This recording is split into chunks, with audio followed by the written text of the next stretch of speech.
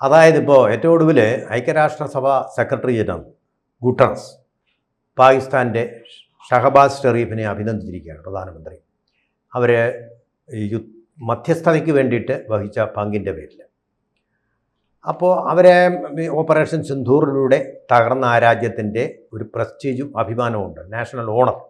അത് റിക്കവർ ചെയ്യാനുള്ളൊരു ശ്രമം കൂടി ഈ ചെലവിൽ നടത്തുന്നുണ്ട്.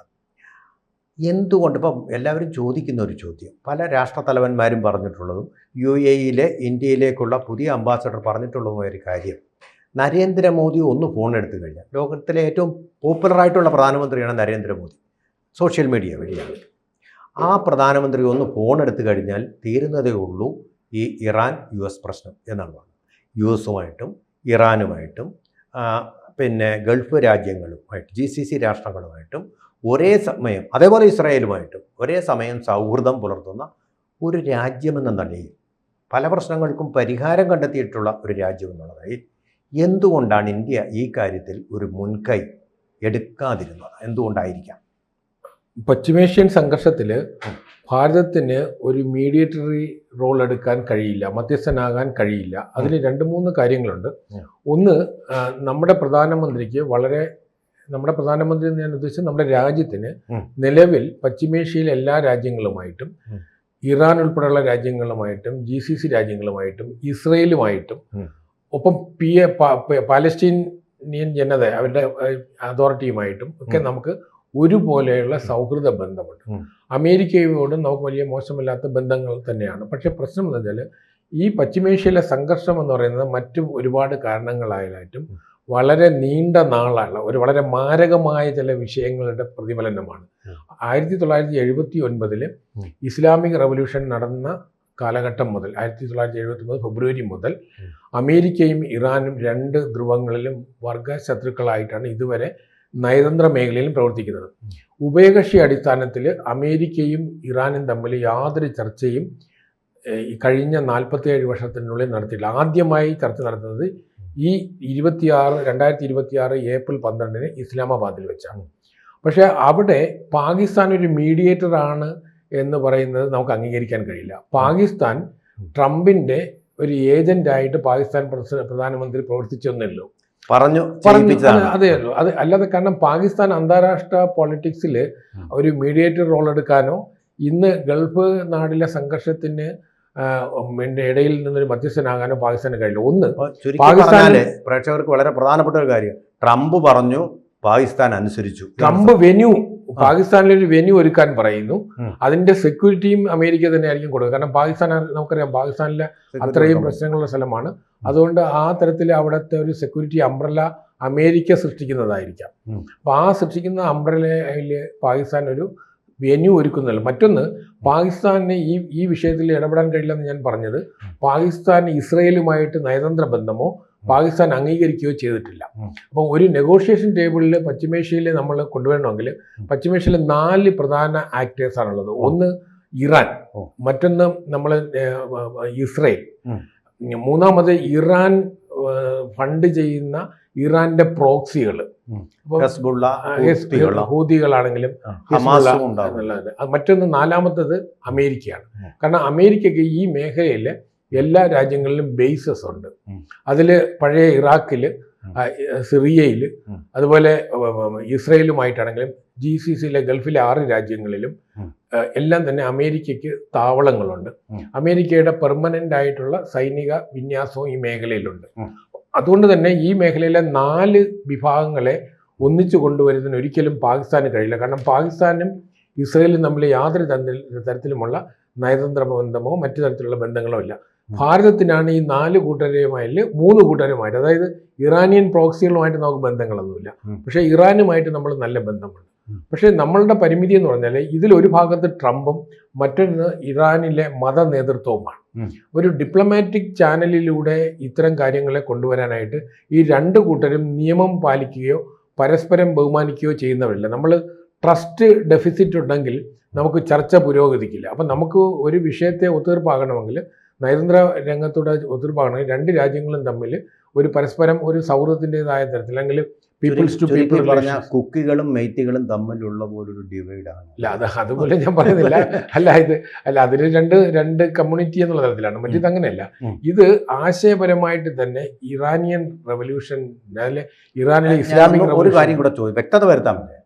ഷാമുവൽ ഹണ്ടിങ്ടൺ പറഞ്ഞതുപോലെ ക്ലാഷ് ഓഫ് സിവിലൈസേഷൻ എന്ന് പറയാവുന്ന തരത്തിലുള്ള ഒന്നാണോ ഇത്?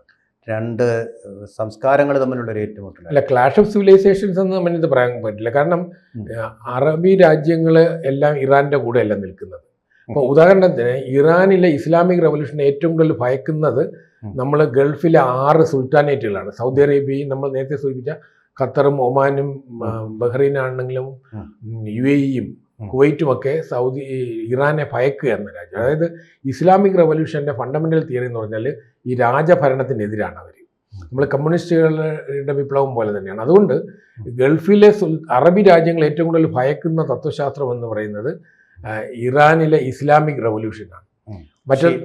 മറ്റൊന്ന് ഷിയ സുന്നി, മറ്റൊന്ന് വിഷയം നല്ല ഇറാൻ തന്നെ. നമുക്ക് നേരത്തെ ആരബ് സ്പ്രിങ് 2011 ആ കാലഘട്ടത്തിൽ ഈ ഒരുപാട് ജനകീയ മൂവ്മെന്റ് ഉണ്ടായി. അതിൽ ബഹ്റിനിലൊക്കെ വലിയൊരു മുന്നേറ്റമുണ്ട്. അന്ന് അതിന് പലതിനെ സ്പോൺസർ ഇറാനായിരുന്നു. കാരണം ഈ ഷിയ വിഭാഗങ്ങൾക്ക് മേൽക്കോയ്മയുള്ള പ്രദേശങ്ങളാണ് ജനങ്ങൾ. ഭരണകൂടം സുന്നിയും ജനങ്ങൾ ഇപ്പം ഇറാഖിൽ പോലും ഷിയകൾ കൂടുതലാണ്. അതുപോലെ ബഹ്റിനിൽ ഷിയ വിഭാഗം നല്ലവണ്ണം ഉണ്ട്. അപ്പം ഈ മേഖലയിലൊക്കെ ഇറാന് സംഘർഷം ഉണ്ടാക്കാൻ കഴിയും. മാത്രമല്ല ഇറാൻ നിലവിൽ ഹൂതികളിലൂടെ ഇപ്പം സൗദി അറേബ്യയും യമൻ ബേസ് ചെയ്തിട്ടുള്ള ഹൂതികൾ നമ്മൾ നിരന്തര സംഘർഷത്തിലാണ്. അതുപോലെ ഇറാനിയൻ പ്രോക്സികൾ, അത് ഹിസ്ബുള്ള ആണെങ്കിലും ഹമാസ് ആണെങ്കിലും ഒക്കെ തന്നെ ഈ ഗൾഫ് രാജ്യങ്ങളിൽ, അത് ഖത്തറായിരുന്നു നേരത്തെ ഈ രാജ്യങ്ങളുമായിട്ട് കുറച്ചുകൂടെ നല്ല റിലേഷൻ ഉണ്ടായിരുന്നത്. ഈ ഇറാനിയൻ പ്രോക്സികൾക്ക് അല്പമെങ്കിലും അടുപ്പമുണ്ടായിരുന്നത് ഖത്തർ എന്നുള്ള രാജ്യമാണ്. മറ്റു രാജ്യങ്ങൾ അവരെ അംഗീകരിച്ചിട്ടില്ല. മാത്രമല്ല പാലസ്തീനിയൻ അഭയാർത്ഥികളെ ഈ GCC രാജ്യങ്ങൾ ആരും ഉൾക്കൊള്ളാൻ തയ്യാറല്ല.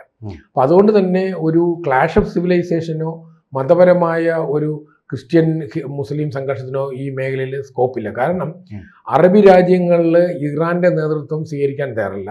മറ്റൊന്ന് ഇറാൻ വംശീയമായിട്ട് തന്നെ ഇറാൻ ഡിഫറൻ്റ് ആണ്, അറബി സമൂഹമല്ല. അപ്പോൾ ആ തരത്തിലും ഒരിക്കലും ഒന്നിക്കാൻ കഴിയാത്ത രണ്ട് സമൂഹങ്ങളാണ്.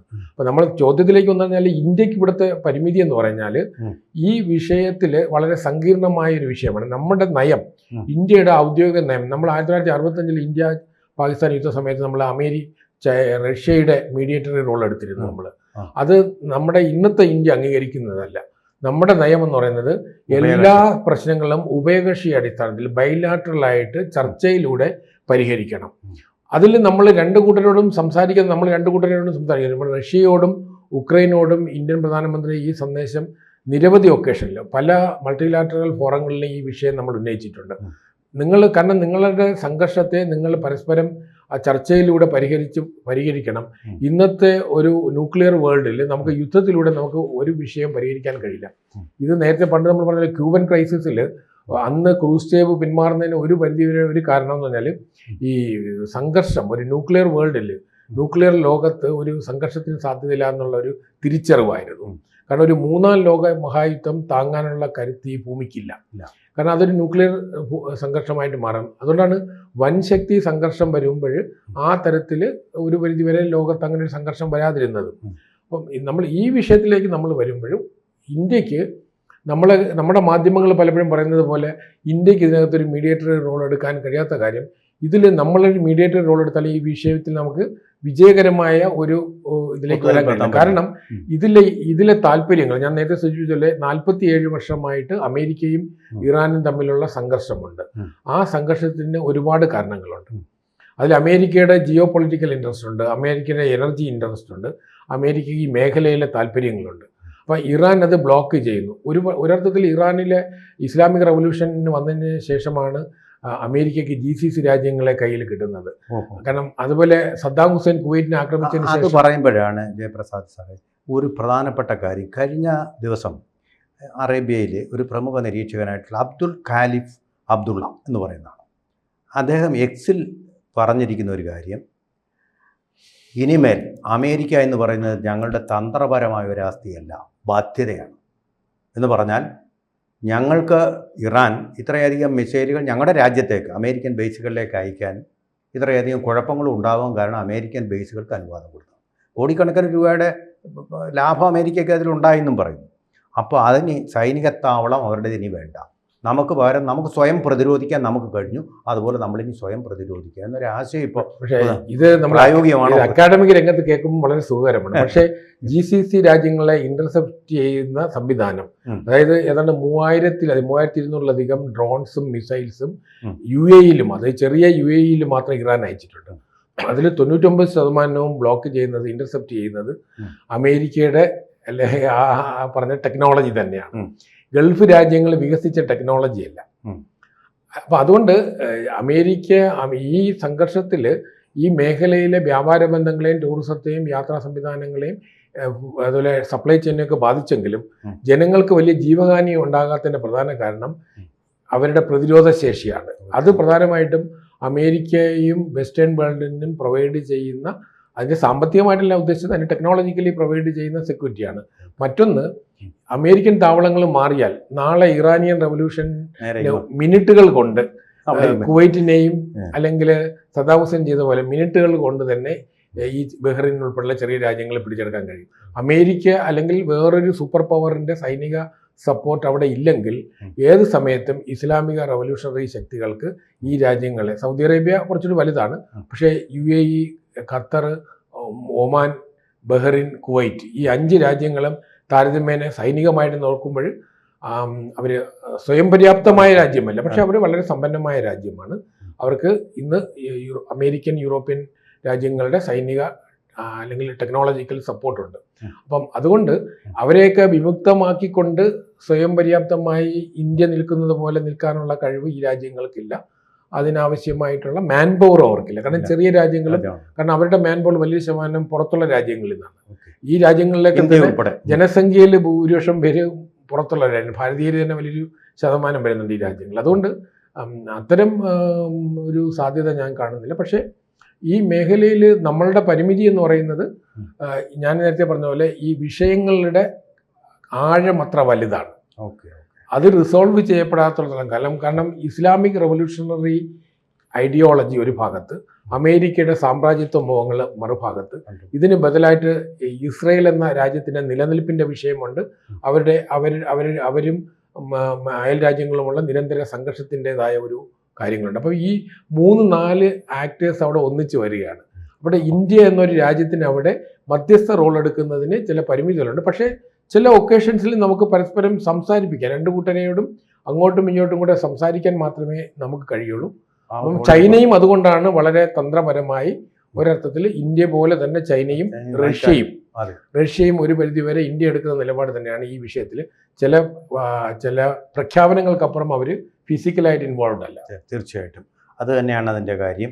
അതുകൊണ്ട് പാകിസ്ഥാൻ ഒരു മീഡിയേറ്റർ ആണെന്നുള്ളത് നമ്മൾ അംഗീകരിക്കുന്നു. അടിച്ചേൽപ്പിക്കപ്പെട്ട ട്രംപിന് വേണ്ടിയിട്ട് അവർ വെന്യൂ ഒരുക്കി എന്നുള്ളത് മാത്രമേ ഉള്ളൂ. തീർച്ചയായിട്ടും അത് തന്നെയാണ്. അപ്പോൾ അത് വെച്ച് നോക്കുമ്പോൾ നമുക്ക് അവസാനം പറയാവുന്ന ഒരു വാക്കിതാണ്, തുടരും. കൂടുതൽ വാർത്തകളും വിശേഷങ്ങളും നിങ്ങളിലേക്ക് എത്താൻ ABC മലയാളം സബ്സ്ക്രൈബ് ചെയ്യുക, ബെൽ ബട്ടണും അമർത്തുക.